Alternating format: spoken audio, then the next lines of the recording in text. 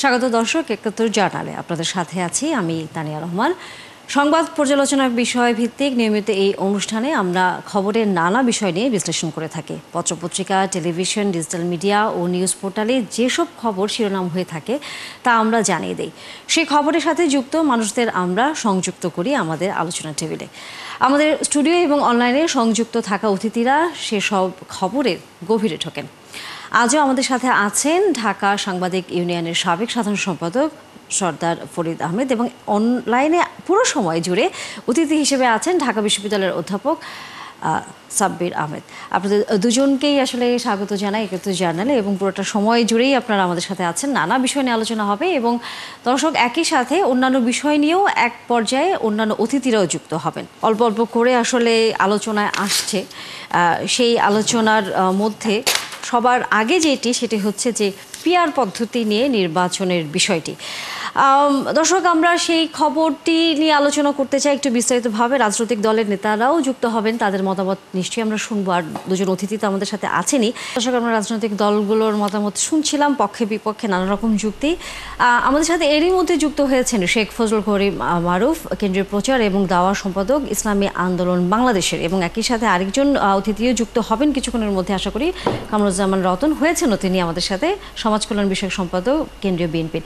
আপনাদের দুজনকেই ধন্যবাদ এবং স্বাগত ৭১ জার্নালে। আমরা প্রথমেই শেখ ফজলুল করিম মারুফ, আপনার কাছে আসলে জানতে চাই, পিআর পদ্ধতি নিয়ে আসলে আলোচনাটি শুরু আমরা করতে চাই। সেটি হচ্ছে যে আলোচনা তো আসলে চলছে, ঐকমত্য কমিশনের সাথে রাজনৈতিক দল হিসেবে আলোচনা চলছে। সেই আলোচনার মধ্যে কেন আবার আলোচনার বাইরে এসে এটি নিয়ে আলোচনা অথবা আন্দোলন অথবা কোনো কর্মসূচিতে যেতে হচ্ছে আপনাদের? আলহামদুলিল্লাহ, আপনাদেরকে ধন্যবাদ আমাদেরকে আমন্ত্রণ জানানোর জন্য। বিষয়টা আমাদের যুগ্ম মহাসচিব গতকালকে বলেছেন, আমরা বারংবার বলেছি যে পিআর একটা নির্বাচন পদ্ধতি, বাংলাদেশের বিদ্যমান যে নির্বাচন পদ্ধতি ছিল তার বাইরে একটা প্রস্তাবনা। এই প্রস্তাবনা আনার যুক্তি কারণ আছে। আমরা যখন প্রথম দফায় জাতীয় ঐকমত্য কমিশনে প্রস্তাব দিয়েছি, সেখানে আমরা বিস্তারিত পিআর এর পক্ষে বলেছি। যখন আমরা সবাই সাক্ষাৎ করেছি, তখন ঐকমত্য কমিশনের সহসভাপতির সাথে আমাদের দীর্ঘ কথা হয়েছে, আমরা পিআর এর পক্ষে ছিলাম। এর বাইরে অনেক দল পিআর এর পক্ষে অবস্থান নিয়েছে। কিন্তু দুঃখজনক বিষয় হলো, যখন দ্বিতীয় দফায় আলোচনা শুরু হইলো সকলের সাথে সম্মিলিতভাবে, সেখানে পিআর কে এজেন্ডা আনা হয় নাই। আমরা বারংবার দাবি জানিয়েছি, আমাদের প্রেসিডিয়াম সদস্য খুব জোরালোভাবে দাবি জানিয়েছেন, তারপরও সেটাকে এজেন্ডাতেই আনা হয় নাই। এখন বলছেন যে একটা আলোচনা চলছে, কিন্তু সেই আলোচনায় তো পিআর কে আসলে অন্তর্ভুক্ত করা হয় নাই। কিন্তু বাংলাদেশের বাস্তবতা আমরা দেখছি, যদি পিআর না হয় তাহলে যেই স্বৈর শাসনের কবলে আমরা ছিলাম, বাংলাদেশ আবারও একই ধরনের শাসনের কবলে পতিত হতে যাচ্ছে, একই ধরনের স্বৈরতন্ত্র প্রতিষ্ঠিত হতে যাচ্ছে। সেজন্য আলোচনা চলতেছে, কিন্তু সেই আলোচনায় পিআর না থাকার কারণে আমরা এখন রাজপথে নেমেছি। দেখেন, আমরা প্রধান উপদেষ্টা সহ সরকারের বিভিন্ন জায়গায় আমরা কথা বলেছি যে পিআরটাকে আলোচনায় আনেন, এজেন্ডায় আনেন, কিন্তু আনাই হলো না। কিন্তু এখানে একটু ছোট করে আপনার কাছে জানতে চাই, আপনি বললেন প্রথমবার আলোচনার সময় পিআর পদ্ধতি নিয়ে আলোচনা হয়েছে, কিন্তু দ্বিতীয় দফার আলোচনায় এটি এজেন্ডায় রাখা হয়নি। সেটি নিয়ে তাহলে ঐকমত্য কমিশনের সাথে আপনারা যখন বৈঠকে বসেছেন, তখন কেন এই বিষয়টি তোলেননি? তখন আমরা বারংবার বলেছি, এবং দ্বিতীয় দফা বৈঠকের শেষ দিনে আমাদের প্রেসিডিয়াম সদস্য অধ্যাপক আশরাফ আলী আকন সাহেব খুব জোরালো ভাবে বলেছেন, কিন্তু কোনোভাবে সেটাকে এজেন্ডায় আনা হচ্ছে না। এই কারণে আপনারা আন্দোলন করছেন, বিষয়টা কি এরকম, বা আন্দোলনে যাচ্ছেন? না, এখন আন্দোলন না করে উপায় নাই। কারণ হলো, একটা রাজনৈতিক দল আমরা, জামাত ইসলাম সহ আরো অনেক, কিন্তু ঐকমত্য কমিশনের সাথে তো আপনাদের এখনো আলোচনা শেষ হয়নি। এখনো আসলে তো জুলাই সনদ বাস্তবায়ন বা কোন পদ্ধতিতে আগামী নির্বাচন হতে যাচ্ছে সেটা তো এখনো ফয়সালা হয়নি। এখনই কি আন্দোলনের মতো কোনো অবস্থা তৈরি হয়েছে? আমি বলি মানে ঐকমত্য কমিশনে যেটা হয়েছে জুলাই সনদ, সেটা কিন্তু প্রায় খসড়াটা প্রায় চূড়ান্ত হয়ে গেছে। হ্যাঁ, সে খসড়াতেও পিআরটাকে অন্তর্ভুক্ত করা হয়নি। এই খসড়া করার আগে যে আলোচনা, সেই এজেন্ডাতে পিআর আনা হয় নাই। আমাদের শোনেন, আমরা স্বৈরতান্ত্রিক মনোভাব পোষণ করি না। আমরা চাইছিলাম যে পিআর নিয়ে আলোচনা হোক, যদি রাজনৈতিক দলগুলো একমত না হয় হবে না, বা একমত হইলে কেউ যদি নোট অফ ডিসেন্ট দেয় দিক, কিন্তু সেটা এজেন্ডাতেই আনা হইলো না। মানে কি, আপনি একদল একগুচ্ছ রাজনৈতিক সংগঠনের মতামতটাকে সির্ফ উপেক্ষা করে দিলেন। তো সেখান থেকে এখন আমাদের আন্দোলন করার ছাড়া কোনো উপায় নেই, কারণ জুলাই সনদের খসড়া চূড়ান্ত হয়ে গেছে, সেটা স্বাক্ষরের অপেক্ষায় আসছে। যেটা ক্লিপ শেয়ার করলেন, সালাউদ্দিন সাহেব বলছেন আপনারা কোনো বিকল্প পথ দেখছেন না বলে আপনারা আন্দোলনে যাচ্ছেন। আপনার কথা যদি আমি যতটুকু বুঝে থাকি, আমাদের সাথে সাব্বির আহমেদ আছেন, আমরা একটু তার কাছ থেকে একটু জানতে চাই। আসলে তার কাছ থেকে মতামতটি আমাদের কাছে একটু বেশি গুরুত্বপূর্ণ, কারণ যেহেতু তিনি একই সাথে হচ্ছে অধ্যাপক এবং রাজনৈতিক বিশ্লেষক। সাব্বির আহমেদ, এই যে রাজনৈতিক দলগুলো বলছে যে পিআর পদ্ধতিতে নির্বাচন করা সামনের জন্য যদি না হয় তাহলে আন্দোলনে তারা যাবেন এবং তাদের কাছে আর কোনো বিকল্প নেই, কিন্তু আলোচনা তো চলছে। আপনার দৃষ্টিতে আসলে রাজনৈতিক অবস্থাটি এখন আসলে কোন দিকে যাচ্ছে? আপনাকে অসংখ্য ধন্যবাদ। এটা খুবই দুঃখজনক যে যখন এই রাজনৈতিক ঐক্যমত্যের বিষয় নিয়ে রাজনৈতিক দলগুলোর মধ্যে আলোচনা চলছিল, সেই মুহূর্তে একটি ইস্যুকে কেন্দ্র করে আলোচনার টেবিল থেকে রাস্তায় চলে আসা এবং আন্দোলন চালানো। আমি যেটা বলতে চাচ্ছি যে আসলে মানে পিআরটা হবে কেমন করে, কারণ পিআরের বিষয়ে তো এটা তো একটা মৌলিক বিষয়, মৌলিক রাজনৈতিক পরিবর্তনের বিষয়। এই মৌলিক রাজনৈতিক পরিবর্তনের বিষয় তো সব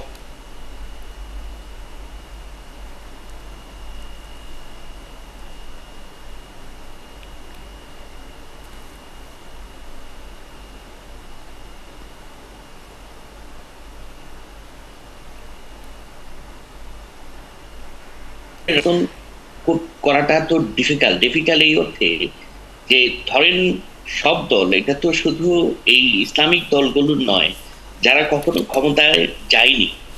হ্যাঁ, এটা হচ্ছে যে বড় রাজনৈতিক দল হিসেবে বিএনপি যেহেতু তারা এর আগে ক্ষমতায় গিয়েছে, তাদের জন্য এটা একটা বড় ধরনের চ্যালেঞ্জ হিসেবেই তারা দেখছে যে তারা যদি এই মুহূর্তে পিআরে যায়, এটাতে হয়তো তাদের ক্ষমতায় যাওয়ার রাস্তা থেকে ছিটকে পড়ার সম্ভাবনা থাকবে।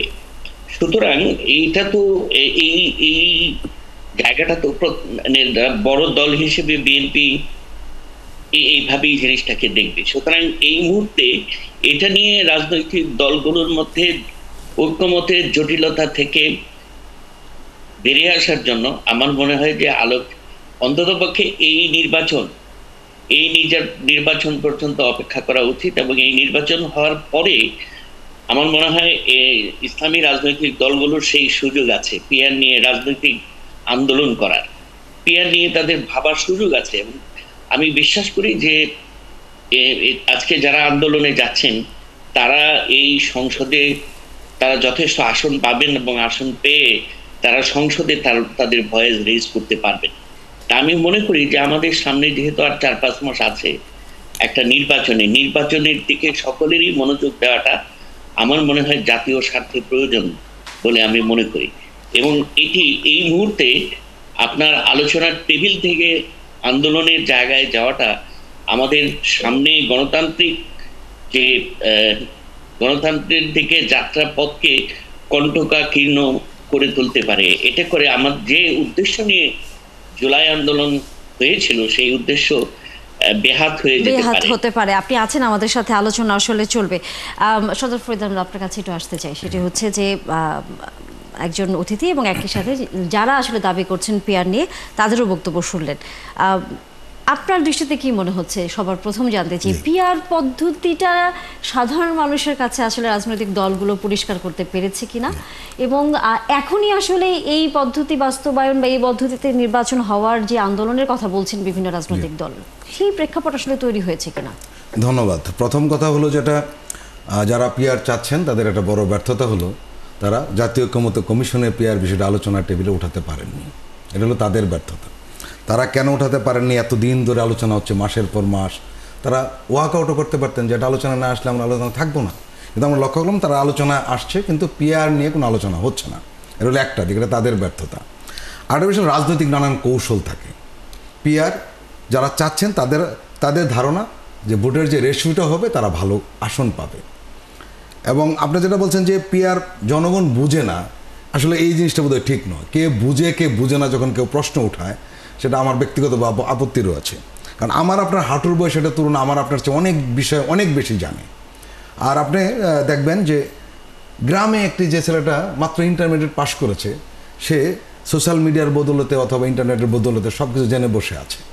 কাজেই কেউ জানে না যখন কেউ প্রশ্ন করে। আমি দেখছি কোনো রাজনৈতিক দল এমন কথা বলেছে যে পিআর মাথায় দেনা খায়, এটা ঠিক নয়। মানুষকে এত ছোটো করে তারা ভোটার এত ছোট করে দেখার কোনো সুযোগ নেই, কারণ আমরা জানি অনেকেই অনেক রাজনৈতিক দলের চেয়েও যারা লিডাররা বক্তব্য রাখেন তাদের চেয়ে ভালো জানেন, কাজে এটা মানুষ বুঝে যে পিআরটা কী।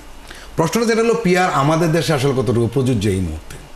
প্রথম কথা হলো আমি ব্যক্তিগতভাবে নিম্নকক্ষে পিআরের বিরোধী, কারণ পিআরের জন্য যে গণতান্ত্রিক চর্চা দীর্ঘদিন ধরে থাকা দরকার একটা দেশে, সে আমাদের দেশে সেটা নেই। কারণ পিআর পদ্ধতিতে বারবার সরকার পাল্টে যায়, ছোট ছোট দল খুব ক্ষমতাধর হয়ে যায়। আমি ছোট্ট দুটো উদাহরণ দেবো। একটা হলো নেপালে, আপনি দেখেছেন যে কতবার সরকার বদলেছে, সেটা পিআরের কারণে বদলে যায়, শেষ পর্যন্ত সেখানে গণ অভ্যুত্থান হয়ে গেল জেনজিদের কারণে। আরেকটা জিনিস আপনি লক্ষ্য করবেন, সেটা এই আলোচনাটা কম আসে, ইসরায়েলে যারা খুব কট্টরপন্থী ইহুদি তাদের কিন্তু পিআরের কারণে তারাও সেখানে স্থান পেয়েছে এবং মন্ত্রিসভায় এবং গুরুত্বপূর্ণ তারা মন্ত্রী হয়েছেন। তখন হয় কি, এই গুরুত্বপূর্ণ মন্ত্রীরা দাবি দেওয়া জানাতে পারে, আসন কিন্তু রয়েছে মাত্র 4টা, কিন্তু 2জন মন্ত্রিত্ব নিয়েছে, বড় ধরনের দাবি দেওয়া জানাতে পারে। এখন বড় দলটা তখন প্রবলেমে পড়ে যায়। এটা হলো পিআরের মূল সংকটটা। আর সেটা হলো যে উচ্চকক্ষে পিআরের পক্ষে আমি, কারণ হলো আমাদের দেশে রাজনৈতিক দলে যিনি ক্ষমতায় যান, আমাদের সংবিধানটা এমনইভাবে তৈরি করা হয়েছে, এখন পর্যন্ত সংবিধানের এমন ব্যবস্থা রয়েছে যার জন্য সংস্কার, যদি একজন প্রধানমন্ত্রী হন তাকে স্বৈরাচার বা ফেসিস্ট বানানোর জন্য সংবিধান ঘাটে ঘাটে তাকে সহযোগিতা করবে, সে সংবিধানের থেকেই স্বৈরাচার হয়ে উঠতে পারবে। সম্ভবত এই কারণে অনেকেই বলছেন, আমি না শুধু অনেকেই বলছেন যে উচ্চকক্ষে পিআরটা থাকতে পারে, সেখানে একটা ব্যালেন্স থাকবে, পাওয়ার একটা ব্যালেন্স থাকবে। কিন্তু আপনি বলতে পারেন যে উচ্চকক্ষে পিআরের বিরোধী কেন বিএনপি? কারণ এখানে ভোটের যে রেশিওটা রয়েছে সেখানে কিন্তু উচ্চকক্ষেও বিএনপি দেখা গেল যে আমরা এই উত্তরগুলো নিব যে কেন তারা হচ্ছে সেখানেও পিআর চাচ্ছে কি চাচ্ছে না। এখানে আমি আরেকটু যোগ করে দিই, সেটি হলো যে আমি যতটুকু আমি গণমাধ্যম কর্মী হিসেবে আমি যতটুকু জানি, যারা আজকে পিআরের দাবি করছেন এবং যারা আন্দোলনে যাচ্ছেন, কর্মসূচি দিয়েছেন, এদের মধ্যে কোনো কোনো দল কিন্তু শুধু উচ্চকক্ষে পিআরের পক্ষে, নিম্নকক্ষে তারা চাচ্ছে না। এখন যদি উচ্চকক্ষে পিআরটা যদি দাবিটা মেনে নেওয়া হতো, আমার মনে হয় টোটাল পিআর নিয়ে যে বিতর্ক এবং এই কর্মসূচি অবসান, আমার মনে হয় টোটালটা অবসান হওয়ার একটা সম্ভাবনা তৈরি আছে এবং সুযোগও রয়েছে। আচ্ছা, আলোচনা চলতেই থাকবে। আমরা বিএনপির নেতার কাছ থেকেও হয়তো মন্তব্য শুনবো, যেহেতু তিনিও যুক্ত আছেন আমাদের সাথে। তবে বিরতির সময় হয়ে গেছে দর্শক, ৭১ জার্নালে নিশ্চয়ই আলোচনার সাথে পরবর্তীতে আপনারাও আবারও যুক্ত হবেন। এরই মধ্যে আমরা দেখছি যে যারা পিআর পদ্ধতি চাচ্ছে এবং যারা চাচ্ছে না, একে অপরের কিছুটা মুখোমুখি আসলে দাঁড়িয়ে গেছে, মানে দোষারোপ দিচ্ছে যে আগামী নির্বাচনকে না হবার জন্য পিআর পদ্ধতিতে অনেক রাজনৈতিক দল তারা হচ্ছে রাজি হচ্ছে না। আপনার দৃষ্টিতে কি মনে হয়, আসলেই কি তাই?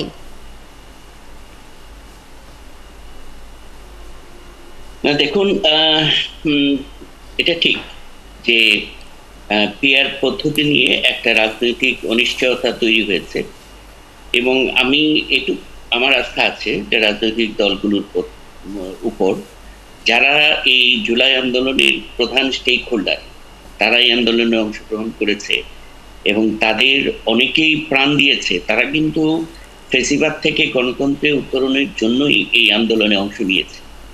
এখন মানে ক্ষমতায় কি প্রক্রিয়ায় আমার যাওয়াটা নিশ্চিত হবে, এই ইস্যুটা নিয়ে যদি ওনারা আন্দোলনে লিপ্ত হয়ে যান, মানে পরস্পরের মুখোমুখি অবস্থানে চলে যান, এবং সেটা যদি একটা পর্যায়ে গিয়ে আপনার পরস্পরের মধ্যে উত্তেজনার সৃষ্টি করে, সেটা কিন্তু আমাদের কারোরই জন্য মঙ্গলজনক হবে না, কারোরই জন্য ভালো হবে না। আমি বিশ্বাস করি যে এই যে রাজনৈতিক দলগুলো, যে 8টি রাজনৈতিক ইসলামিক দল, তারা এই বিষয়টিকে তারা প্রধান রাজনৈতিক ইস্যু হিসেবে নিয়ে তারা মাঠে নামছে। আমি বিশ্বাস করি যে তারা এই কথা বলেছেন যে এই যে রাজনৈতিক যে অবস্থা তৈরি হচ্ছে সেটা এক ধরনের হয়তো কাম্য নয়। আপনার কাছে কি মনে হয় যে আগামী যে নির্বাচনের দিকে আমরা সবাই তাকিয়ে আছি, প্রদেশ তাকিয়ে আছে, কোনো ধরনের সেখানে অনিশ্চয়তা বা কোনো ধরনের শঙ্কা কি হতে পারে বলে আপনার কাছে কি মনে হয়, নাকি আসলে আলোচনা যেহেতু চলছে বিষয়টি নিয়ে এখনো সুযোগ আছে সেটি সমাধান করবার? আমি বিশ্বাস করি যে এটা এখনো সুযোগ আছে এবং এটা আলোচনার টেবিলেই সমাধান হওয়া দরকার। আমি একটু প্রশ্ন করতে চাই প্রফেসর সাব্বির, আমি আপনি একজন রাষ্ট্রবিজ্ঞানী, আপনার কাছে একটা প্রশ্ন করতে চাই সেটি হলো যে আমরা লক্ষ্য করছি, বলুন। জি, আমরা লক্ষ্য করছি যে জাতীয় ঐক্যমত্য কমিশনে আসলে পিআর কোনো এজেন্ডাই নেই। এটা হলো সবচেয়ে একটা বড় বিষয়, এবং যারা পিআর চাচ্ছেন তারা এটা এজেন্ডা আনতে পারেননি, এটা হলো বড় বিষয়। এটা আপনি কীভাবে দেখছেন? আরেকটা বিষয় হলো যে স্টেক হোল্ডারদের মধ্যে অন্যতম যারা পোস্টার বয় হিসাবে আন্দোলনে ছিলেন সেই এনসিপি কিন্তু এই আন্দোলনে যায়নি, তারা সরে গিয়েছে, এবং তারা ব্যাখ্যা দিয়েছে যে যেহেতু একটা চলমান আন্দোলন রয়েছে কাজেই আমরা এই আন্দোলন চাই না। এবং আপনি নিশ্চয়ই জানেন যে এনসিপি কিন্তু মূলত উচ্চকক্ষে পিআর চায়, নিম্নকক্ষে নয়। এই যে এজেন্ডাতে আসতে পারলো না এই আলোচনাটা, বা তারা আনতে পারলো না, এটি ব্যাপার আপনি কি ভাবছেন? আরেকটি বিষয় সেটা এনসিপি যে সরে গেল, এই বলা হচ্ছিল যে 8 দল আন্দোলন করবে, কিন্তু আমরা দেখলাম পরে সেটার সংখ্যা কমে আসলো। এই এনসিপির সরে যাওয়াটাকে আপনি কিভাবে দেখছেন?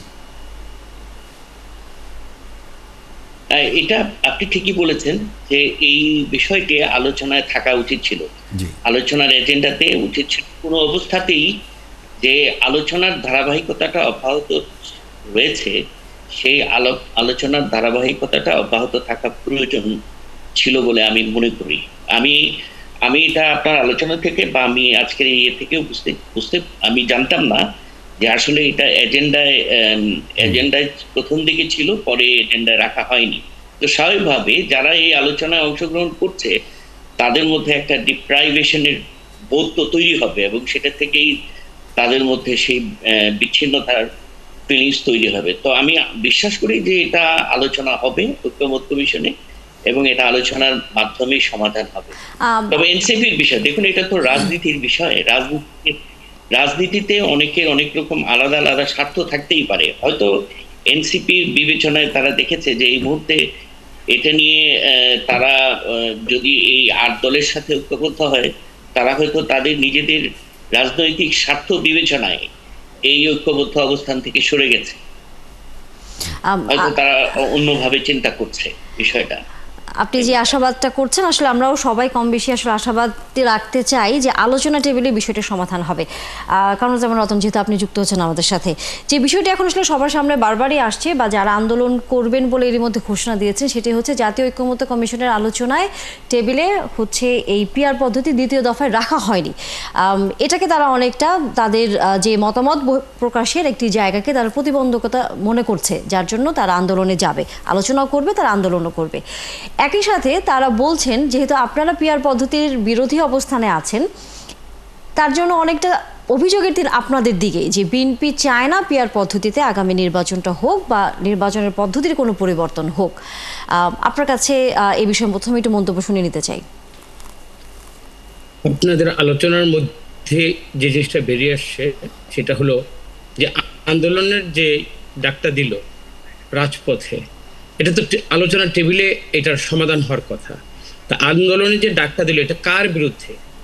এটা কার বিরুদ্ধে? বিএনপিকে এখন পাওয়ারে বিএনপি তার মতামতটা দিয়েছে, নোট অফ ডিসেন্ট দিয়ে তারা তাদের যুক্তির একটা মানে একটা ব্যাখ্যা তারা দিয়েছে। ব্যাখ্যা যদি সবার কাছে গ্রহণযোগ্য না হয়, বিশেষ করে যারা কমিশন গঠন করেছে, এই যে কমিশনের কাছে তারা এই দাবিটা জানাতে পারে। তো সেইখানে তো বিএনপিকে অপোনেন্ট মানে বানিয়ে এটা রাজপথে বা এই দোষটা বিএনপি চাচ্ছে না, এই জন্য রাজপথে নামলাম। রাজপথ তো কারো তো একক, কারো তো দখলে থাকার কথা না। তো আমরা যখন এটাই বলতে চাই যে আলোচনার টেবিলটা যখন রাজপথে আনা হবে, রাজপথ তো যে যার দাবিতে, যে যার জনসমর্থনের রাজপথে তো সবাই নামবে, তাহলে দেশটার অবস্থা কোথায় যাবে? আমাদের কি এই জায়গাটায় এই দাবিগুলো নিয়ে আমাদের কি এই রাজপথের যা মানে আসার কথা ছিল? আমরা যারা এখন মানে স্টেক হোল্ডার, গণতন্ত্রের জন্য যারা আমরা কথা বলি, যারা জীবন দিয়েছি, সবাই তো আমরা কম বেশি এই সংগ্রামে আমরা লিপ্ত ছিলাম। কিন্তু আমার মনে হয় সবচেয়ে দুর্ভাগ্য, বিশেষ করে বাংলাদেশের মানুষের কাছে, রাজনীতিবিদ এবং রাজনৈতিক দলগুলোর কাছে এখন যারা আমরা সংগ্রামে লিপ্ত, গণতন্ত্রের জন্য আমরা ভোটের জন্য লিপ্ত, আমরা মনে করি সবাই আমরা একদিন কিন্তু কাঠগড়ায় দাঁড়াবো। এখন দেখেন, আমি এখানে ইসলামী আন্দোলনের একজন ভাইকে যদি আমাকে একটু সময় দেন, যেহেতু আমি আমি পরে সংযুক্ত হয়েছি, আমার নিজস্ব একটা ব্যাখ্যা আমি জানতে চাচ্ছি। এই যে পিআর যে পদ্ধতিটা, এই পিআর পদ্ধতিটা যখন বাংলাদেশে আমরা আবার নতুনভাবে যখন সংযোজন করলাম, এটা মানেটা কি? মানেটা হলো ক্ষুদ্র ক্ষুদ্র দলগুলো যারা এককভাবে সংখ্যাগরিষ্ঠতা নিয়ে ক্ষমতা আসবে না, তারাই এটার জন্য তারা আজকে সবাই ঐক্যবদ্ধ হয়েছে। আমার মনে হয় এখনো দেশটাকে আমরা ভালোবাসি, গণতন্ত্রকে ভালোবাসি, সবাই আমরা মনে করি ভেদাভেদটা ভুলে গিয়ে আলোচনার টেবিলে এসে বিএনপি বলেন, বিএনপি যদি মনে করেন বিএনপি ক্ষমতায় যাবে, ক্ষমতায় চলেই গিয়েছে, তাদের সাথে এইভাবে রাজপথের শক্তি প্রদর্শনের মাধ্যমে, এবং আমি এখানে ঐক্যমত কমিশনকে বিনীতভাবে বলতে চাই, আপনারা কি বিএনপিকে বুঝাবার জন্য বা বিএনপিকে প্রেশার করার জন্য আপনারা কি নিজেরা এই ছোট ছোট দলগুলোকে, ইসলামী দলগুলোকে রাজপথে ঠেলে দিলেন? আমার তো মনে হয় এটা স্পষ্ট হওয়া উচিত। আমি এইখানে এই জন্য বলতেছি এই প্রশ্নের উত্তরটি কামরুজ্জামান রতন, আপনি যে প্রশ্নটা করেছেন যে বিএনপির বিপক্ষে ইসলামী দলগুলোকে রাজপথে ঠেলে দিলেন, যে প্রশ্নটি আপনি করেছেন, আমাদের সাথে যেহেতু আছেন ইসলামী আন্দোলনের একজন নেতা, আমরা তার কাছ থেকে একটু এই বিষয়ে মন্তব্য শুনতে চাই। জি আলহামদুলিল্লাহ, আমাকে একটু সময় দিয়েন, কারণ এখানে আন্দোলন যারা করছে তার মধ্যে একমত আমি আছি। জি, আমি শুধু কয়েকটা কথা দ্রুত আমি বলে যাই। সেটা হলো যে আন্দোলনে আসা দুঃখজনক, কিন্তু তার চেয়েও দুঃখজনক বিষয় হলো এটা এজেন্ডাতে আনে নাই। একজন আলোচক বললেন যে এটা আমাদের ব্যর্থতা। দেখেন, ব্যর্থতা না, আমরা চাইছি যে একটা আন্দোলনের মাধ্যমে যে সরকারটা গঠন হয়েছে আলোচনার মাধ্যমেই হবে।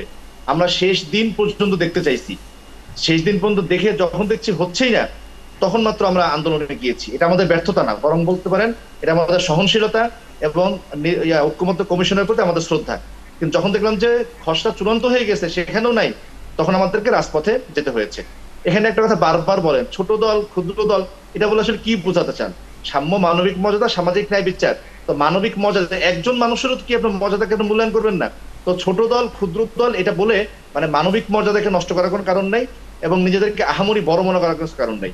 আমি বিএনপি নেতাকে সবিনয়ে বলতে চাই যে আমরা বিএনপিকে প্রতিপক্ষ বানাচ্ছি না। আমাদের আমির স্পষ্ট করে বলেছেন আমাদের আন্দোলন বিএনপির বিরুদ্ধে না, আমাদের আন্দোলন বর্তমানে যারা সরকার চালাচ্ছেন তাদের বিরুদ্ধে, তাদের কাছেই দাবিটা জানানো। এখানে বিএনপিকে আমরা প্রতিপক্ষ বানাচ্ছি না। এখানে কয়েকটা বিষয় আসলে না বললে ইয়ে হবে। দেখেন, আমরা অনেকে বলতে চান যে আমরা ক্ষুদ্র দল, আমরা ক্ষমতা যাওয়ার জন্য এটা করছি। আমি শুধু বললাম যে ক্ষুদ্র আর বড় বলে কিছু নাই, আমরা ক্ষমতা যাওয়া নিশ্চিত করতে না, বরং আসন্ন স্বৈরতন্ত্রকে রোধ করার জন্য।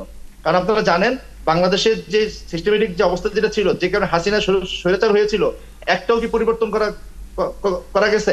যায় নাই। এনসিসি রে গঠন করা গেল না, সাংবিধানিক প্রতিষ্ঠানের প্রধানগুলো নিয়োগ করার ক্ষমতা প্রধানমন্ত্রীর হাত থেকে সরানো গেল না।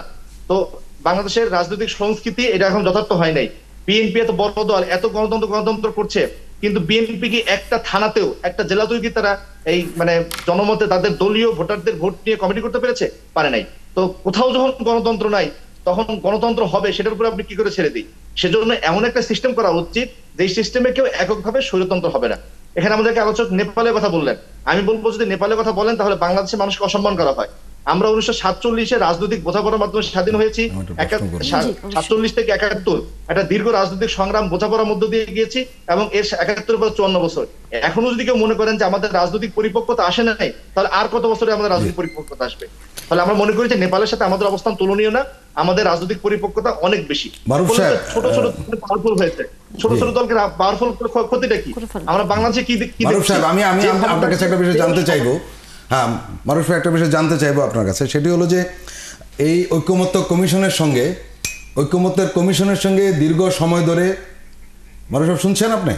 হ্যাঁ, আমি একটা প্রশ্ন করতে চাচ্ছি আপনাকে।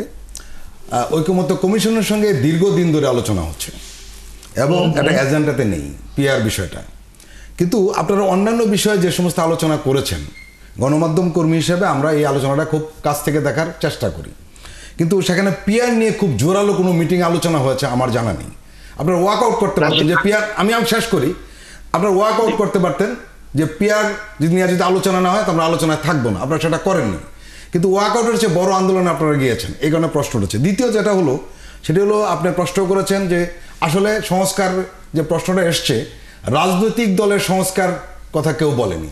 আপনি কামরুজ্জামান রতনকে বলেন যে আপনার দলের লোকেরা নির্বাচিত হয় কিনা। আমার প্রশ্ন, আপনার দলের যে কমিটিগুলো হয় সেখানে কি নির্বাচনের মাধ্যমে হয়? বলি। প্রথম কথা হলো এই ওয়ার্কআউট করে নির্বাচন ঐক্যমত্য কমিশনের যে আলোচনাগুলো হচ্ছিল সেই আলোচনাগুলো গুরুত্বপূর্ণ। আমি পিআরের জন্য সেই আলোচনাগুলো থেকে ওয়ার্কআউট করবো কেন? বরং আমি অব্যাহতভাবে দাবি জানিয়ে যাচ্ছিলাম। আপনারা নিজেরাই তো বললেন যে যেহেতু এজেন্ডাতে ছিল না বলে আপনারা আলোচনার টেবিলের বাইরে এসে আন্দোলন করছেন, তাহলে তো সেখানে আপনাদের প্রতিবাদ জানানোর একটি সুযোগ ছিল। শোনেন, আমরা প্রতিবাদ জানিয়েছি তো। উনি যে বললেন যে দেখেন নাই, আমি বিনয়ের সাথে বলি শেষ দিন আমাদের প্রেসিডিয়াম সদস্য আশরাফ আলী আকবর সাহেব অনেকটা তিনি মানে যেটা বলছে এত জোরালো ভাবে তিনি বলছেন পিয়ারটা আনার জন্য, যেটা ওই সময় যদি দৃষ্টিকটু মনে হয়েছে, এত শক্ত ভাবে আমরা আনার চেষ্টা করছি, কিন্তু সেটা হয় নাই। দ্বিতীয় যে কথা বললেন না যে আমার দলের নেতা নির্বাচিত হয় কিনা, দেখেন আমার দলের নির্বাচিত হয়, কিন্তু ধরেন সেটা হয় না। এখন হয় না বলেই তো আমি পিয়ার চাচ্ছি, যেহেতু বাংলাদেশের রাজনৈতিক দলগুলোর মধ্যে গণতান্ত্রিক সংস্কৃতি গড়ে ওঠে নাই, তাহলে রাষ্ট্রটা এমন একটা সিস্টেম যাক যেখানে কেউ চাইলেই গণতান্ত্রিক। আমার প্রশ্ন ছিল, আপনি অভিযোগ করেছিলেন কামরুজ্জামান রতনকে যে আপনার দলের এরকম রয়েছে কিনা, আমি এই কারণে জিজ্ঞাসা করলাম যে আপনার দলে হয় কিনা। আমি পিয়ারের পদ্ধতি নিয়ে আমি কিন্তু প্রশ্ন করব, আমাকে প্রশ্ন করতে না দিলে এটা জিনিসটা ইনকমপ্লিট থেকে যাবে। প্লিজ আমাকে একটু বলতে দেন। জি জি জি, যেহেতু ইসলামী আন্দোলনের ভাইয়ের সাথে আমি পিয়ার নিয়ে একটু কথা বলবো। জি বলুন। ভাই আমি একটু বলতে চাই, জি, পিয়ারের যে প্রথম যে শিক্ষাটা সেটা হলো, আমি আমার নির্বাচনী এরিয়াতে সবচেয়ে বড় কথা হলো আমার ভোট হলো আমার আমানত। এই আমানতের প্রথম যে আমার খেয়ানত হবে, আকে ভোট দেব তাকে আমি চিনতাম। আমার এই যে আমাকে ভোটের অধিকার থেকে আপনি প্রথম বঞ্চিত করলেন, আমার ইমামের আখলাক আমার জানতে হবে, যার পিছনে আমি নামাজ পড়বো।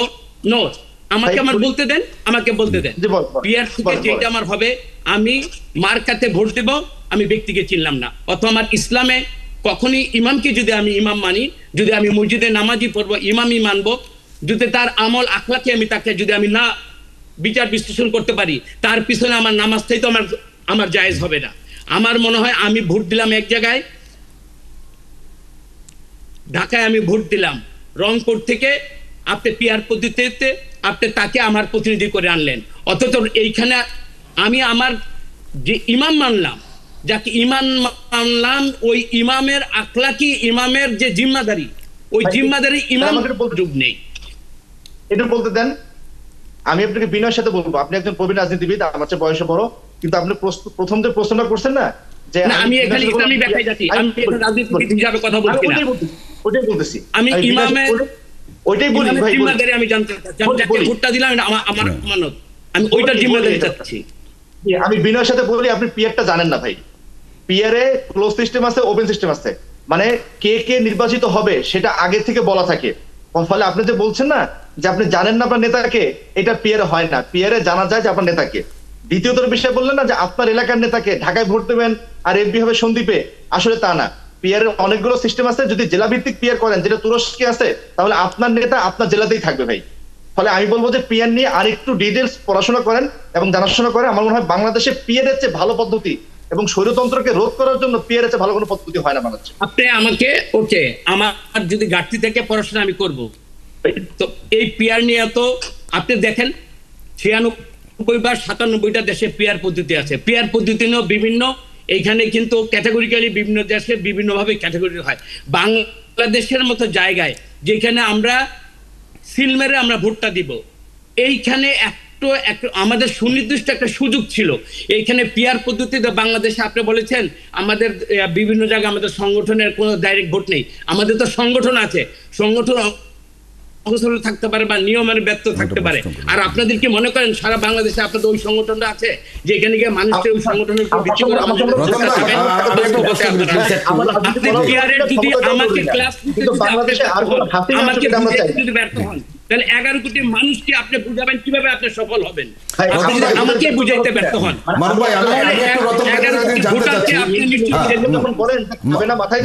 আমি রতন ভাইকে একটু একটা জিনিস জানতে চাচ্ছি, আমি একটু বলার সুযোগ দেন, একটা প্রশ্ন আমার রয়েছে। রতন ভাই, আমরা আপনাকে ঢাকা বিশ্ববিদ্যালয়ের ক্যাম্পাসে দেখেছি, মালেক রতন জুটি খুব বিখ্যাত জুটি, আমরা তখন ইউনিভার্সিটিতে। আপনারা রাজনীতির পোড় খাওয়া মানুষ, এরশাদের বিরুদ্ধে আন্দোলনের আপনার ভূমিকা কি?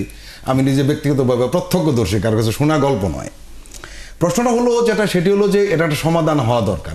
মানে আমরা মনে করি ফেব্রুয়ারিতে নির্বাচনটা হওয়াই দরকার, না হলে যে সমস্ত সংকট তৈরি হবে, আজকে আপনারা দুইজন রাজনৈতিক দলের যে বিরোধ করছেন বা ভিন্নমত পোষণ করছেন, সবাই বিপদে পড়বেন, আমরাও পড়বো। এটা হলো একটা দিক। আমার প্রশ্ন আপনার কাছে যে আপনার দল উচ্চকক্ষে পিয়ারটাকে মেনে নিতে পারে না? ভাইয়া আপনার তার আমি বলি, উচ্চ কক্ষে নিম্ন কক্ষের পরে যে সভাটা হবে, অলরেডি কিন্তু এখানে কিন্তু 50% যে পিআর পদ্ধতিতে উচ্চ আপার হাউসে যেটা হবে অলরেডি কিন্তু এইটা বিএনপি মেনেছে এবং এই আলোকে কিন্তু কথা হচ্ছে। আপনি জেনে আমাকে এই ভুলটা আপনি বলেন, অলরেডি কিন্তু পিআরে অর্ধেক পিআরের যে উচ্চকক্ষ হবে সেখানে বিএনপি অলরেডি মেনে নিয়েছে। অনেকখানি ছাড় দিয়েছে 50% যেটা বলেছেন অলরেডি তো এটা বিএনপি তো মানার মধ্যে, এটা তো আমরা জানি, এটা তো অলরেডি মেনে নিয়েছে। কিন্তু এখন নিম্ন কক্ষ হতে হবে। আসলে কি জানেন, এই ইলেকশনটা 15 ফেব্রুয়ারিতে যেন মানে 12 ফেব্রুয়ারিতে যেন না হয়, এইটার জন্য যা যা করা দরকার আমার মনে হয় ওই ব্যাপারে ষড়যন্ত্র হচ্ছে। আমার মনে হয় যে কোনো কিছু আলোচনার টেবিলে যেটা সম্ভব, অর্থাৎ অভিযোগের দুই পক্ষের দুই দিকেই আছে, আলোচনা চলবে। আমাদের সাথে যেহেতু আরেকজন অতিথি যুক্ত আছেন সাব্বির আহমেদকে আসলে বোধহয় আমরা সংযুক্ত করতে পারছি না, যদিও তিনি আছেন আমাদের সাথে পরবর্তী হয়তো বা অন্যান্য খবরে। এইটা কারো কাছেই নেই। আপনি শুরু করতে পারবেন কিন্তু শেষ এবং গতি নির্ধারণ ক্ষমতা একা কারো কাছে নেই। বাংলাদেশটা সুন্দর এবং রাজনীতির জন্য, নির্বাচনের জন্য আমরা ইনশাআল্লাহ সবাই একমতে এগিয়ে যাই।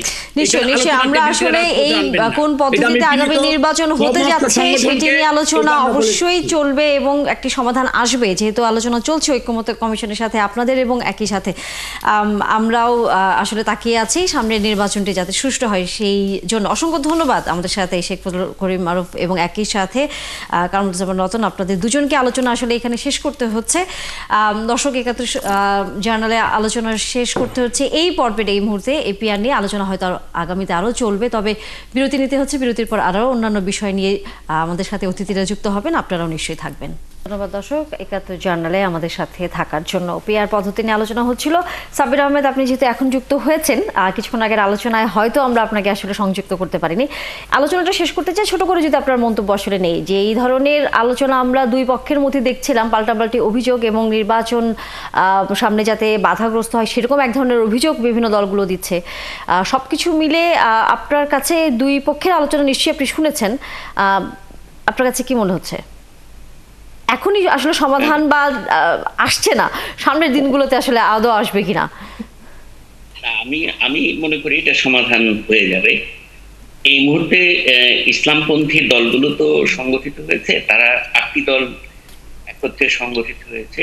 তাদের আমার মনে হয় যে এটার পিছনে তাদের যেটা উদ্দেশ্য বলে মনে হয়, তারা আসলে মানে নিজেদের সংঘবদ্ধ শক্তিকে তারা একটু জাতীয় পর্যায়ে তাদের গুরুত্বটাকে বৃদ্ধি করার চেষ্টা করছে বলে আমার মনে হয়। সুতরাং এটা এই আন্দোলনের কৌশল, তাদের এই আন্দোলনে যাওয়াটা তাদের একটা কৌশল হতে পারে।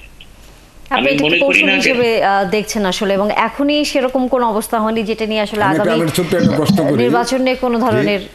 প্রফেসর সাব্বির, কেউ কেউ বলছেন যে এটা তাদের একটা রাজনৈতিক কৌশল এবং পরবর্তী নির্বাচনে একটা জোট, সেরকম কি? সেটাও হতে পারে, তবে সেটাও হতে পারে, সেটা তো কমেন্ট করা তো একটু আর্লি হবে, এখনো একটু সময় আছে। তবে আমার কাছে আমি কিন্তু এই পর্যায়ে আমি মনে করছি যে এটা আসলে তারা তাদের অবস্থাটাকে জাতীয় পর্যায়ে প্রমাণ করার চেষ্টা করছে যে তারা সেই আগের যে মার্জিনালিটি, সেই মার্জিনালিটির থেকে বেরিয়ে আসতে চাইতেছে। আগে জাতীয় রাজনীতিতে তাদের যে প্রান্তিক অবস্থানটা ছিল, এই অবস্থানটা থেকে বেরিয়ে এসে তারা তাদের শক্তিমত্তার প্রমাণ দিতে চাইছে। হয়তো এইটাই আমার দৃষ্টিতে এরকমই মনে হচ্ছে, বিষয়টা খুব দ্রুত সমাধান হয়ে যাবে সেটা আমি আশা করছি। আমরাও আসলে আশা রাখতে চাই। একই সাথে আপনি যেমনটা বলছিলেন যে আলোচনার টেবিলে যদি বিষয়টি এখনো সমাধান না হয়, এবং আরেকটি বিষয় আসলে আমাদের সবারই কম বেশি জানার আছে যে রাজনৈতিক দলগুলোর মধ্যেও কিন্তু আসলে এক ধরনের যে নিম্নকক্ষ না উচ্চকক্ষ, কোন কক্ষে আসলে পিআর পদ্ধতিটা হবে আপনার দৃষ্টিতে, যেহেতু আপনি এই বিষয়টা নিয়ে আরো অনেক গবেষণা করেছেন, কোন কক্ষে আসলে পিআর পদ্ধতিটা, যদি আমরা শেষ পর্যন্ত হয়তো আলোচনা টেবিলে এক ধরনের সমাধানের দিকে যাই, কোন কক্ষে পিআর পদ্ধতিতে নির্বাচন হলে পরে আসলে কিছুটা আসলে ভালো হবে বাংলাদেশের জন্য? দেখেন, আপনি যদি আমার একেবারে ব্যক্তিগত মতামতটা জানতে চান তাহলে আমি বলতে চাই, এটা আমার সম্পূর্ণ ব্যক্তিগত। আমি আসলে এই মুহূর্তে কোনো কক্ষেই পিআর চাই না। আমি মনে করি যে এটা যে পদ্ধতিতে আছে সেই পদ্ধতিতেই হওয়া দরকার। আমি বলছি না যে পিআর কোনো খারাপ পদ্ধতি, এটার ভালো মন্দ দিক আছে। আমার মনে হয় এই পদ্ধতিতে যেতে হলে আমাদের আর একটু সময় নেওয়া দরকার, এটাকে ভালোভাবে আলোচনা করে বিশ্লেষণ করে এই পদ্ধতিতে আমাদের যাওয়া দরকার। আমি যেটা মনে করি যে আগামী যে নির্বাচন, সেই নির্বাচনের মাধ্যমে যে সংসদীয় সরকার পদ্ধতি আমাদের এখানে শুরু হবে, সেই সংসদীয় পদ্ধতিতে যেন একটা শক্তিশালী বিরোধী দল পার্লামেন্টে থাকে, একটা কার্যকর বিরোধী দল যেন পার্লামেন্টে থাকে, সেই লক্ষ্যে আসলে আমাদের কাজ করা উচিত বলে আমি মনে করি। এবং যারা আজকে পিআর নিয়ে করতে চাচ্ছেন, রাইট, এই পিআরের আমি যেটা বুঝি যে এক ব্যক্তি এক ভোটে যেরকম সংখ্যাগরিষ্ঠের স্বৈরাচার তৈরি হতে পারে, আবার পিআর পদ্ধতিতে গেলে সেখানে কিন্তু সংখ্যালঘিষ্ঠের স্বৈরাচারও তৈরি হতে পারে। সংখ্যালঘিষ্ঠদের প্রভাবের কারণে একটা সরকার ভেঙে পড়তে পারে।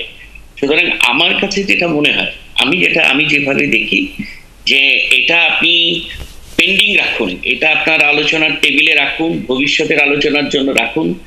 যদি বাংলাদেশে আপনি পরবর্তী সরকারের সময় এই দাবি আপনি অব্যাহত রাখতে পারবেন, পরবর্তী সরকারের কাছে এই দাবি জানাতে পারবে, ওইটা আলোচনার মাধ্যমে সিদ্ধান্ত হবে। কারণ এটার মেরিটস ডিমেরিটস গুলো আপনাকে ভালোভাবে বুঝতে হবে বাংলাদেশের বাস্তবতার আলোকে। খালি হুট করে আপনি একটা পদ্ধতি চালু করে দিলেই তো হবে না। আমরা যে বিষয়টা গুরুত্বপূর্ণ, যেটা আমি আগেও বললাম, যে সংসদে আমাদের একটা কার্যকর শক্তিশালী বিরোধী দলকে আমি আশা করি যে এই ধরনের একটা বিরোধী দল আমাদের সামনে আসবে। আর পিআর নিয়ে আমাদের ভাই যে কথাগুলো বললেন, আমি তো এগুলোর সাথে একমত। উনি যে কথাগুলো বলেছেন যে যখন আপনি পিআরে গেলেই তো হবে না, পিআরে গেলে আমরা তো চাই যে একটা স্থিতিশীল সরকার থাকুক। এখন সেই সরকার যদি 5 বছরেই যদি আপনাকে 3-4টা সরকার হয়ে যায়, সেটাও তো আমাদের জন্য কাম্য না। সুতরাং এটা তো একটু ভাবনার বিষয়। এখনই আপনি পিআরে যাবেন, এটা আমার কাছে মনে হয় যে খুব বেশি তাড়াহুড়ো করে আমরা হয়ে যাবে। সাবির আহমেদ, আপনি আছেন আমাদের সাথে, আলোচনাটা আমরা এখানে শেষ করতে চাই, কারণ অন্যান্য বিষয় নিয়ে আলোচনা করতে হবে। দর্শক, পিআর পদ্ধতি নিয়ে আলোচনা চলবে, রাজনৈতিক দলগুলোর পাশাপাশি সাধারণ মানুষের মধ্যেও হয়তো অনেক ধরনের প্রশ্ন এবং অনেক ধরনের মতামত থাকবে। সেই আলোচনা সামনের দিনগুলোতেও আমরা করব। একই সাথে একটু আলোচনা করতে চাই এই মুহূর্তে যে জুলাই মানবতা বিরোধী অপরাধীর বিচার নির্বাচিত সরকারকে অব্যাহত রাখতে হবে, সেরকম একটি মন্তব্য করেছেন আন্তর্জাতিক অপরাধ ট্রাইব্যুনালে আজকে গিয়ে জাতীয় নাগরিক পার্টি এনসিপির আহ্বায়ক নাহিদ ইসলাম। আমরা এই বিষয়টি নিয়ে আলোচনা করতে চাই, কারণ পরবর্তীতে যারা নির্বাচনে আসবেন তারা বলছেন যে এই বিচারগুলো যেন তারা করেন এবং তাদের সেটি রাজনৈতিক ইশতেহারে এখন থেকে আসলে সংযুক্ত হতে হবে। দর্শক, এই বিষয়ে আমরা আমাদের সহকর্মী শৌকত সাদিককেও যুক্ত করে নিচ্ছি। আমাদের সাথে অতিথিরা তো যুক্ত আছেন। শৌকত সাদিক, ধন্যবাদ সময় দেওয়ার জন্য ৭১ জানালে। যেটি আসলে নাহিদ ইসলাম বলেছেন, আপনার প্রতিবেদনেও আমরা শুনছিলাম যে নির্বাচনের পরেও যাতে বিচার কাজ চালিয়ে যায় রাজনৈতিক দলগুলো যারা নির্বাচিত হয়ে আসবেন, সেরকম একটি রোডম্যাপ তিনি এখনই দিতে বলছেন রাজনৈতিক দলগুলোকে। কেন আসলে তিনি এই রোডম্যাপ দিতে বলছেন এখনই? কারণ বিচার কাজ তো এখনো চলছে। তানিয়া, ৭১ জানালে আমাকে সংযুক্ত করার জন্য ধন্যবাদ। আজকে নাহিদ ইসলাম জুলাই আন্দোলনের একজন অন্যতম বা প্রধান সমন্বয়ক যাকে বলা হয়, পরবর্তীতে যিনি এনসিপির আহ্বায়ক হয়েছেন, সেই নাহিদ ইসলাম তিনি আজকে আন্তর্জাতিক অপরাধ ট্রাইব্যুনালে এই জুলাই অভ্যুত্থানের যে মানবতা বিরোধী অপরাধের মামলা, শেখ হাসিনা মধ্যযুক্ত প্রধানমন্ত্রী এবং তার সরকারের যে সাবেক স্বরাষ্ট্রমন্ত্রী ছিলেন আসাদুজ্জামান খান কামাল ও সাবেক আইজিপি চৌধুরী আব্দুল্লাহ মামুনের বিরুদ্ধে যে মামলার বিচার কার্যের সাক্ষ্য গ্রহণ চলছে, সেই মামলায় সাক্ষী দেওয়ার জন্য কিন্তু তিনি এসেছিলেন। এবং যেহেতু আজকে আরেকজন গুরুত্বপূর্ণ সাক্ষী দ্বিতীয় দিনের মতো সাক্ষী দিয়েছেন, বা তাকে রাষ্ট্রনিযুক্ত যে আসামিপক্ষের আইনজীবী আমির হোসেন তাকে জেরা করেছেন, যেহেতু আজকে তার সাক্ষ্য গ্রহণটা হয়নি, তারপরও তিনি কিন্তু এসে আন্তর্জাতিক অপরাধ ট্রাইব্যুনাল দেখেছেন এবং গণমাধ্যমের সাথে কথা বলেছেন। তিনি বলেছেন যে এখন পর্যন্ত আন্তর্জাতিক অপরাধ ট্রাইব্যুনালে যে বিচার কাজটা চলমান রয়েছে সে ব্যাপারে তিনি এখন পর্যন্ত সন্তুষ্ট। যেহেতু আপনি জানেন তানিয়া, বা এখন যেহেতু অন্তর্বর্তী সরকার রয়েছে, এই সরকারটা একটি নির্দিষ্ট সময় পর্যন্ত থাকবে, কিন্তু এইখানে ট্রাইব্যুনালে শুধু জুলাই অভ্যুত্থানের মানবতা বিরোধী অপরাধের পাশাপাশি বিগত আওয়ামী লীগ সরকারের বা আজকে যে সাক্ষী দিলেন মাহমুদুর রহমান, তিনি বললেন যে কিভাবে ফ্যাসিস্ট সরকার বিগত 15 বছর ক্ষমতায় টিকে থেকেছেন, এই সময় গুম, খুন, হত্যা সহ অন্যান্য যে বিষয়ে বিচার বহির্ভূত হত্যা যে বিষয়ে এই ট্রাইব্যুনালে যে মানবতা বিরোধী অপরাধের মামলাগুলো হয়েছে, এই মামলাগুলো কার্যক্রম শেষ করতে কিন্তু দীর্ঘ সময় লাগবে, দীর্ঘ প্রক্রিয়া।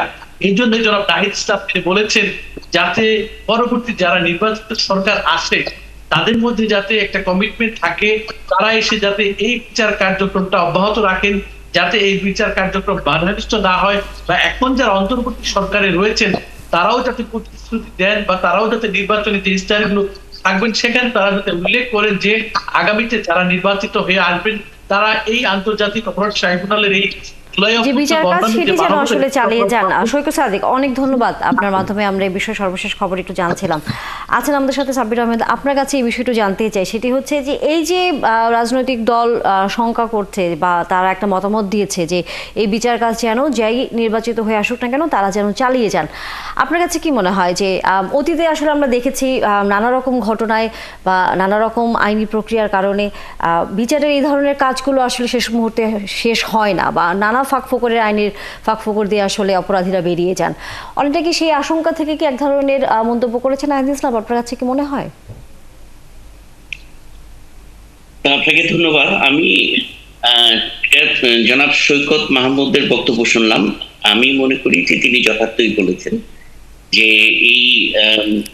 এই যে বিচারিক কার্যক্রম এটা আসলে সময় সাপেক্ষ ব্যাপার, এটা দীর্ঘ একটা প্রক্রিয়ার ব্যাপার, কারণ এখানে অনেক সাক্ষ্য প্রমাণের বিষয় থাকে বিচার কার্য সম্পাদন করতে হলে। তবে আমি এটা একেবারে অন্তরের অন্তঃস্থল থেকে দৃঢ়ভাবে মনে করি যে যে মানবতা বিরোধী অপরাধগুলো সংঘটিত হয়েছে বিগত জুলাই আন্দোলন বা এর আগে বিগত সরকারের সময় যে গুম খুন হত্যাকাণ্ড হয়েছে, এই সব বিচারগুলো হতে হবে। এবং এটা একটা যদিও দীর্ঘ প্রক্রিয়ার ব্যাপার, যেহেতু এটা এই সময়ের মধ্যে করা সম্ভব না, সুতরাং আগামীতে যে সরকার আসবে সেই সরকারকেও এই বিচারিক প্রক্রিয়া অব্যাহত রাখতে হবে। তবে সেই জন্য যেটা যথার্থই বলেছেন যে সেই জন্য একটা রোড ম্যাপ এখনই থাকাটা জরুরি।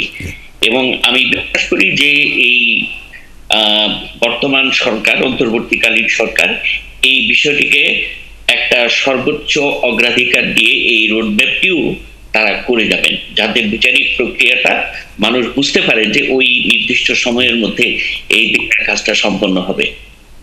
সৈকত সাদিক লাইনে আছে? জি হ্যাঁ, আমি সৈকত সাদিককে একটা প্রশ্ন করতে চাই। হ্যাঁ শুনতে পাচ্ছি। সৈকত সাদিক, আপনি শুরু থেকেই আন্তর্জাতিক অপরাধ ট্রাইব্যুনাল কভার করছেন। আজকে যে প্রধান যে প্রসিকিউটর অ্যাডভোকেট তাজুল ইসলাম উনি মন্তব্য করেছেন মূলত আমার দেশের সম্পাদক মাহমুদুর রহমানের বক্তব্য উপর। উনি বলছেন একটি ঐতিহাসিক সাক্ষী হয়েছে, এবং আমরা পড়ছিলাম তার বক্তব্য, দীর্ঘ বক্তব্য গতকালকে দিয়েছেন, আজকে দিয়েছেন। আমার দুটো প্রশ্ন, একটি হলো তার এই সাক্ষীটাকে ঐতিহাসিক কেন বলছেন, যেহেতু আপনার কাছ থেকে দেখেছেন। আরেকটি হলো ওনার সাক্ষী কি শেষ হয়েছে? জনাব সর্দার ফরিদ ভাই, আপনাকেও ধন্যবাদ। যেহেতু আজকে এবং গত 2 দিন টানা যেভাবে দৈনিক আমার দেশের সম্পাদক মাহমুদুর রহমান সাক্ষী দিলেন এবং দীর্ঘ সাক্ষীর এই সাক্ষ্যদান প্রক্রিয়ায় তিনি ফ্যাসিবাদের যে বিষয়টা তুলে ধরেছেন, এই জন্যই শেষ মুহূর্তে আজকে যখন চিফ প্রসিকিউটর জনাব তাজুল ইসলাম গণমাধ্যমের সাথে ব্রিফ করলেন, তিনি বললেন জনাব মাহমুদুর রহমান এই ফ্যাসিস্ট সরকারের বিগত 15 বছরের ফ্যাসিস্টের উত্থান, ফ্যাসিস্টের পরে টানা দীর্ঘায়িত করা কিভাবে ফ্যাসিস্টটাকে তিনি বাস্তবায়ন করেছেন তার রাষ্ট্রীয় বিভিন্ন বিভাগের মাধ্যমে, বিচার বিভাগ, আইন বিভাগ, নির্বাচন কমিশন, আইন শৃঙ্খলা বাহিনী, ইভেন সেনাবাহিনীর কথাও তিনি উল্লেখ করেছেন। এই সব বিভাগের সহযোগিতা এবং একজন বিদেশি রাষ্ট্রের সহযোগিতার কথাও তিনি উল্লেখ করেছেন। সব মিলে কিন্তু জনাব তাজুল ইসলাম বলেছেন তার এই যে আজকের সাক্ষ্য গ্রহণটা এটা খুবই গুরুত্বপূর্ণ এই আন্তর্জাতিক অপরাধ ট্রাইব্যুনালে শেখ হাসিনার মামলার বিচার কাজ শেষ করার জন্য। আরেকটা বিষয় হচ্ছে তিনি আজকে সাক্ষ্য শেষ করেছেন এবং তাকে কিন্তু আসামি পক্ষের যে আইনজীবী, যাকে বলা হয় রাষ্ট্র নিযুক্ত আইনজীবী, যেহেতু শেখ হাসিনা এবং আসাদুজ্জামান খান কামাল তারা দুজনই যেহেতু এই মামলায় পলাতক রয়েছেন, তাদের পক্ষে যে স্টেট ডিফেন্স নিয়োগ করেছেন জনাব আমির হোসেন, তিনিও কিন্তু জনাব মাহমুদুর রহমানকে এই মামলায় জেরা করেছিলেন। সেই জেরা কার্যক্রম আগামীকাল পর্যন্ত অব্যাহতি দেওয়া হয়েছে। আগামীকাল এই জেরা কার্যক্রম আবার পুনরায় শুরু হবে। তার মানে হচ্ছে মাহমুদুর রহমান আগামীকালও হয়তো সাক্ষী দেবেন, তাকে জেরা করা হবে, কোর্টে হাজির থাকবেন। রাষ্ট্রপক্ষের আইনজীবীরা তাকে হয়তো জেরা করবেন। শৌকত সাদেক, অসংখ্য ধন্যবাদ। নিশ্চয়ই আগামীকাল আপনার কাছ থেকে এই বিষয়ে আরও অনেক তথ্য আমরা জানতে পারবো সারাদিনই সংবাদ সংযোগে। এবং একই সাথে সাব্বির আহমেদ, আপনাকেও ধন্যবাদ। নিশ্চয়ই আবারও কথা হবে অন্যান্য কোনো বিষয় নিয়ে আপনাদের সাথে। দর্শক, ৭১ জার্নালে এই মুহূর্তে একটি বিরতির সময় হয়ে গেল, বিরতি নিয়ে ফিরছি, নিশ্চয়ই সাথে থাকবেন। মার্কিন বাণিজ্য প্রতিনিধি দল তারা বিজিএমইএ এবং প্রধান উপদেষ্টা তাদের সাথে বৈঠক করেছেন এবং সেখানে যদি আমরা একটু সংবাদটি দেখি যে নতুন শুল্ক কাঠামোর আলোকে দ্বিপাক্ষিক বাণিজ্য চুক্তি চূড়ান্ত করা হয়েছে এই বৈঠকে, সেটি একটি ধারণা, এবং শুল্ক কমানোর জন্য বাংলাদেশের পক্ষ থেকে বলা হয়েছে। আমরা একটু এই বিষয়টি নিয়ে আলোচনা করতে চাই। আমাদের সাথে যুক্ত হয়েছেন আবুল কালাম আজাদ মজুমদার, প্রধান উপদেষ্টার উপপ্রেস সচিব। অসংখ্য ধন্যবাদ আমাদের সাথে যুক্ত হওয়ার জন্য আবুল কালাম আজাদ মজুমদার। প্রথমেই আসলে জানতে চাই যে মার্কিন প্রতিনিধি দলের সাথে প্রধান উপদেষ্টা এবং একই সাথে বিজিএমইএ প্রতিনিধি দল তারা বৈঠক করেছে। বাংলাদেশের পক্ষ থেকে শুল্ক কমানোর একটি আহ্বান আবারও জানানো হয়েছে। সে বিষয়ে তারা আসলে কি জানিয়েছে বাংলাদেশকে? ধন্যবাদ আপনাকে। এটা তো চলমান একটা প্রক্রিয়া, এটা তো এই মুহূর্তে কোনো সুনির্দিষ্ট কোনো প্রতিশ্রুতি নেই শুল্ক কমানোর বা শুল্ক বাড়ানোর মতো এমন কোনো আলোচনা হয়নি। এখন এখানে মূল বিষয়টা হচ্ছে বাণিজ্য ঘাটতি কমিয়ে আনা। বাংলাদেশ মার্কিন যুক্তরাষ্ট্র থেকে কি কি পণ্য নিয়ে আসতে পারবে, বা বাংলাদেশের সাথে, আপনি জানেন যে বাংলাদেশের সাথে মার্কিন যুক্তরাষ্ট্রের একটা বড় ধরনের একটা ট্রেড গ্যাপ আছে এবং এই গ্যাপটা বাংলাদেশের অনুকূলে, এবং এই গ্যাপটা কমানোর জন্য বাংলাদেশ থেকে মার্কিন যুক্তরাষ্ট্রের পণ্য আমদানির কথা বলা হয়েছে। যত বেশি পণ্য আমদানি করা যাবে তত বেশি এই গ্যাপটা কমে আসবে, এবং এই গ্যাপটা কমে আসলে তখন আমরা আশা করি যে শুল্কর যে ছাড়ের বিষয়টা আছে সেটা হয়তো বা আরো কমে আসবে। এটা ভবিষ্যতে যে কোনো সময় যে কোনো পর্যায়ে এই সিদ্ধান্তটা আসতে পারে। আপাতত বাংলাদেশের পক্ষ থেকে কাজ করা হচ্ছে কিভাবে এই বাণিজ্য ঘাটতিটা কমিয়ে আনা যায়, পণ্য আমদানি বাড়িয়ে আমরা অনেকগুলো পণ্য যেগুলো বাংলাদেশ মার্কিন যুক্তরাষ্ট্র থেকে আনতে পারে সেগুলো মার্কিন কর্তৃপক্ষকে জানিয়েছে, এবং বাংলাদেশ এটাও মার্কিন যুক্তরাষ্ট্রকে জানিয়েছে যে তাদের যে ইন্দো প্যাসিফিক সাপ্লাই চেইন আছে সেই সাপ্লাই চেইনের পার্টনার বিভিন্ন পণ্যের ক্ষেত্রে সেমিকন্ডাক্টর আছে, সেই বিল্ডিং আছে, ইত্যাদি বিভিন্ন বিষয় আছে যেগুলোতে বাংলাদেশ ফার্মাসিউটিক্যাল ইন্ডাস্ট্রিজ আছে, এগুলোতে চাইলে বাংলাদেশকে তারা পার্টনার করে নিতে পারে। পাশাপাশি আপনার মার্কিন যুক্তরাষ্ট্রের যে তুলা, বাংলাদেশ যদি সেই তুলা আমদানি করে এবং সেই তুলায় যদি বাংলাদেশকে আপনার কর ছাড় দেওয়া হয়, সেই তুলার দ্বারা উৎপাদিত কাপড় যেটা, সেটাতে যদি বাংলাদেশকে কর ছাড় দেওয়া হয় সেক্ষেত্রে দুই দেশের জন্য এটা একটা উইন উইন সিচুয়েশন তৈরি হবে। তো এই বিষয়গুলোই আসলে সরকারি পর্যায়ে আলোচনা হয়েছে।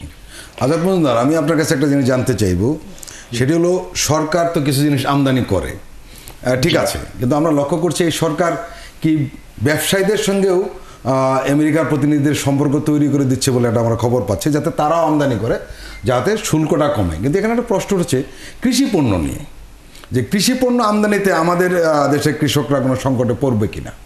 দুটো প্রশ্ন, একটি হলো ব্যবসায়ীদের যে ইনভলভ করা হয়েছে তারা আমদানি করলে শুল্কে নিশ্চয় একটা প্রভাব পড়বে, এটা এই ব্যাপারে ব্যবসায়ীরা কী ধরনের উদ্যোগ নিয়েছে আপনাদের কি জানা আছে?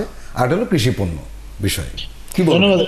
কৃষি পণ্যের মধ্যে যে দুটো পণ্যের কথা বলা হচ্ছে সবচেয়ে বেশি আলোচনা আসছে, এর মধ্যে একটা হচ্ছে সয়াবিন আর একটা হচ্ছে গম। আপনি জানেন যে বাংলাদেশে এই দুটো খুব বেশি উৎপাদন হয়, এই দুটোই আমাদের আমদানি করে। এই দুটোই আসলে আমরা আমদানি নির্ভর দেশ, আমরা কোনো না কোনো দেশ থেকে আমাদের অভ্যন্তরীণ চাহিদা মেটানোর জন্য আমদানি করতে হয়। যেহেতু এই দুটো আমাদের দেশে উৎপাদন হয় না এবং আমাদের কৃষকরা এই দুটো ফসল উৎপাদন করেন না, আমার মনে হয় না যে এগুলো মার্কিন যুক্তরাষ্ট্র থেকে আমদানি করলে আমাদের স্থানীয় কৃষকরা কোনোভাবে ক্ষতিগ্রস্ত হতে পারে। আর ব্যবসায়ীদের ইনভলভমেন্টটা অবশ্যই ব্যবসায়ীদের ইনভলভমেন্ট থাকবে, কারণ আপনার এই কৃষি এই যে পণ্যগুলোর কথা বলা হয়েছে, বিশেষ করে সয়াবিন তেল, এটা তো প্রাইভেট সেক্টর আমদানি করে, সরকারের পর্যায়ে কিন্তু বাংলাদেশ সয়াবিন তেল আমদানি করে না। এমনকি গমের কথা যেটা বললাম, খাদ্যপণ্য, সেটাও প্রাইভেট সেক্টর থেকে আমদানি করা হয়। সরকারি পর্যায়েও কিছু গম হয়তো আমদানি করা হয়ে থাকে, আমি আপনাকে একেবারে সুনির্দিষ্ট তথ্যপত্র দিয়ে হয়তো এই মুহূর্তে বলতে পারবো না। তবে বেশিরভাগ পণ্য যেগুলো আমদানির কথা বলা হচ্ছে, যেমন তুলাও কিন্তু আসলে প্রাইভেট সেক্টরই আমদানি করে। তো যেহেতু এখানে প্রাইভেট সেক্টরের ইনভলভমেন্টটাই অনেক বেশি, তো স্বাভাবিক কারণে আমদানি যদি বাড়াতে হয় তাহলে প্রাইভেট সেক্টরকে ক্ষেত্রে ইনভলভ করতেই হবে। সরকার কখনো মানে মুক্তবাজার অর্থনীতিতে আমরা মনে করি না সরকার প্রাইভেট সেক্টরকে বাধ্য করতে পারে, তবে সুযোগ সুবিধা দিয়ে বা আপনার এঙ্গেজমেন্টটা বাড়িয়ে প্রাইভেট সেক্টরকে সরকার এনকারেজ করতে পারে, ইনসেন্টিভাইজ করতে পারে, যাতে করে প্রাইভেট সেক্টর উৎসাহিত হয় মার্কিন যুক্তরাষ্ট্র থেকে তাদের পণ্যগুলো আমদানি করতে। কিন্তু আরেকটা প্রশ্ন উঠছে, বিশেষ করে আমি একটা প্রশ্ন জানতে চাই, একই সাথে আসলে করে ফেলে কারণ আমাদের আসলে সময় খুব কম। সেটা আমি একটা প্রশ্ন, ছোট্ট একটা প্রশ্ন, সেটা হলো তরলীকৃত প্রাকৃতিক গ্যাস যেটা এলএনজি আমদানির ব্যাপারে আগ্রহ দেখিয়েছে যুক্তরাষ্ট্র, কিন্তু আমরা তো মধ্যপ্রাচ্য থেকে সেটা আমদানি করি। কেউ কেউ বলছেন যেটা যুক্তরাষ্ট্র থেকে আমদানি করলে দাম বেশি পড়বে। না, সেটা শুধুমাত্র পরিবহন খরচের ক্ষেত্রে, কিন্তু যদি লার্জ ভলিউম দিয়ে আমদানি করা হয় তাহলে পরিবহন খরচের যে গ্যাপটা আছে এটা কমে আসবে।